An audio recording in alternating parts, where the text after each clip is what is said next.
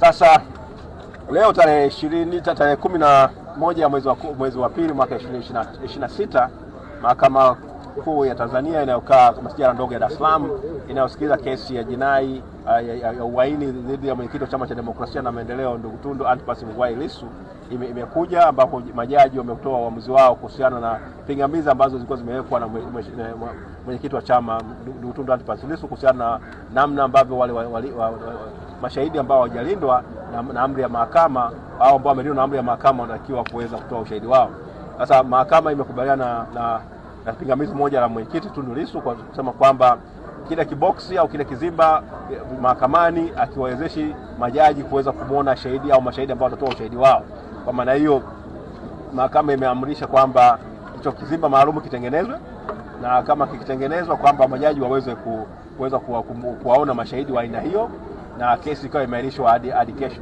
Lakini kuhusiana na pingamizi zile za kwamba sheria haikutangazwa kwenye gazeti la serikali na kwamba zile nafuu ambazo upande wa mashtaka wanataka kuzitumia, mahakama imesema inabadilisha ile amri ya Jaji Mtembwa na kuweza kuamrisha kwamba basi kile kizimba kiwepo, wale mashahidi ili uficho wao, utambulisho wao usiweze kuonekana, lazima watoe ushahidi wao kupitia kizimba maalum.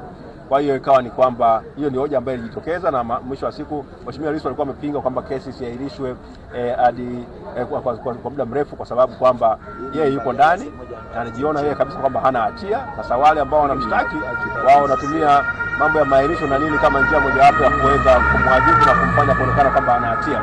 Mwisho wa siku majaji wamesema kwamba sawa, kesi inaahirishwa kwa leo tu na itaendelea kesho, haijalishi ni kama kuna mashahidi ambao ni raia au wale ambao ni askari.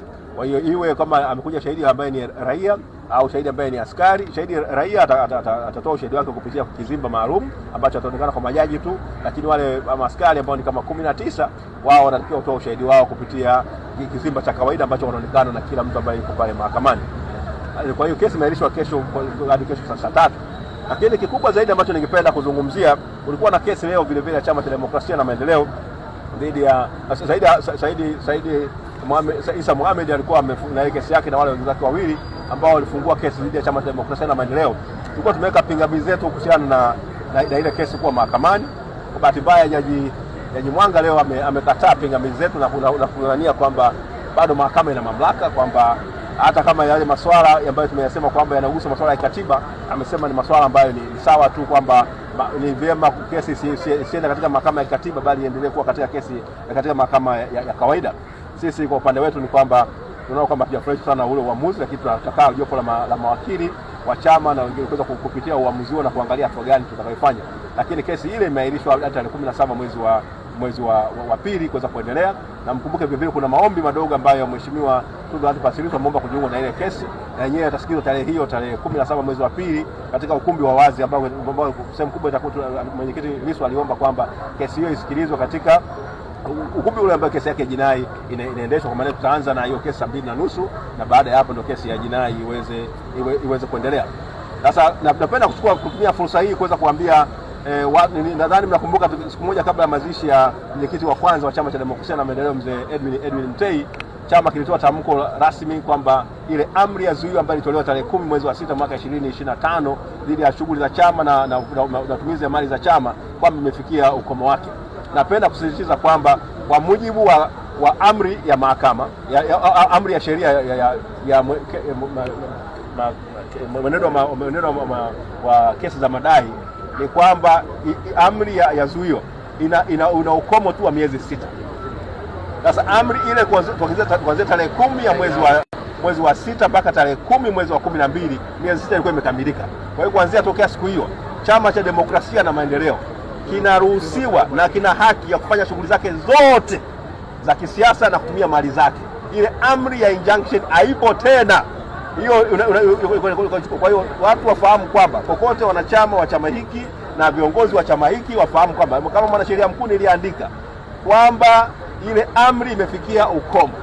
Na kwa maana hiyo sio kwa sababu mimi najua kuzungumza, bali ni kutokana na maamuzi ya mahakama ya rufaa katika kesi ya African Hunting ambayo ilitoa utamsiri wa mwaka 90 miaka ya nyuma, ikasema kwamba amri ya injunction inadumu tu kwa miezi 6, labda kama uhai wake umeongezwa. Maana yake yule ambaye ameiomba akapewa kabla miezi 6 haijafika au haijaisha, lazima ana jukumu la kwenda mahakamani na kuomba aongezewe tena hiyo muda mwingine wa hiyo amri. Lakini mahakama hairuhusi kutoa zaidi ya mwezi ya jumla yake amri hiyo. Haiwezi kaongezwa ikawa na jumla ya kupita mwaka mmoja.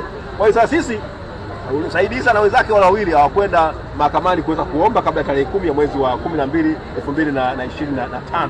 Kwa hiyo Chama cha Demokrasia na Maendeleo, wanachama wasijione wanyonge kwamba kana kwamba wao bado na mazuio. Msiwe na mazuio kwenye vichwa vyenu. Amri haipo ambaye ufanye kazi, maana yake ndio mwenyewe umekataa kutekeleza majukumu yako. Una haki ya kufanya shughuli zako na kuendelea na shughuli. Kwa hiyo viongozi wa chama wote wako hapa wananisikia, chama kiendelee na shughuli zake, kitumie mali zake na kifanye kazi yake inayotakikana kama ambavyo nilikuwa nimeelezea, kwa sababu sio maneno yangu bali ni uamuzi wa mahakama ya rufaa ambao tunaongozwa katika nchi hii. Uamuzi wa mahakama ya rufaa ndio ambao ni uamuzi wa mwisho, ni kama sheria, na hiyo tunafuata uamuzi wa. Asante sana.